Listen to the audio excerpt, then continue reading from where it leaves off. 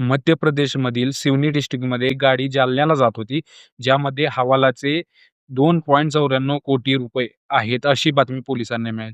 ज्यावेळी ही बातमी पोलिसांना मिळाली, त्यावेळी पोलिसांनी ती गाडी सीज केली आणि त्याच्यामध्ये 1.45 कोटी रुपये सीज केले, असं दाखवण्यात आलं. ज्यावेळी जे नागपूरचे सोहम परमार आहेत, त्यांनी कंप्लेंट केली, त्यावेळी हा मामला उघडकीस झाला, की त्या गाडीमध्ये 2.94 कोटी रुपये होते. आता हे यावरून सिद्ध होतंय, की ज्यावेळी गाडी सीज करण्यात आली, त्यावेळी तिथे करप्शन झालेलं आहे. 1.5 कोटी रुपये जे आहेत, ते लंपास करण्यात आले आहेत.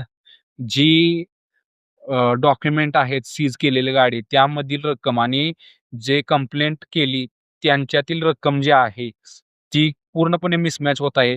त्याला आपण इग्नोर नाही करू शकत. त्याच्यानंतर जो ड्रायव्हर आहे, त्या ड्रायव्हरवर त्या ड्रायव्हरला मारहाण करण्यात आली, त्याला डिटेन करण्यात आलं. आता यामुळे पोलीस प्रशासनावर एक प्रश्न उद्भवतोच, की पोलीस प्रशासन एवढं पारदर्शक आहे का? त्याच्यानंतर दुसरा प्रश्न उपस्थित होतो, की यामध्ये फक्त त्यावेळी उपस्थित असणारे पोलिसच इन्व्हॉल्व आहेत का? बाकी आणखी कोणी इन्व्हॉल्व आहे त्यामध्ये? हे सगळे प्रश्न उद्भवतात. आता त्यामधील 10 ते 11 पोलिसांना, ज्यामध्ये एस-डी-ओ-पी, एस-एच-ओ, हेड कॉन्स्टेबल, कॉन्स्टेबल, गनमॅन इथपर्यंत सर्वांना अटक केली आहे. पण हे एवढेच लोक या गोष्टीत सहभागी होते का? आणखी किती लोक होते? यावर बी प्रश्नचिन्ह उपस्थित होत आहे. आता बघू पुढे काय-काय होतंय.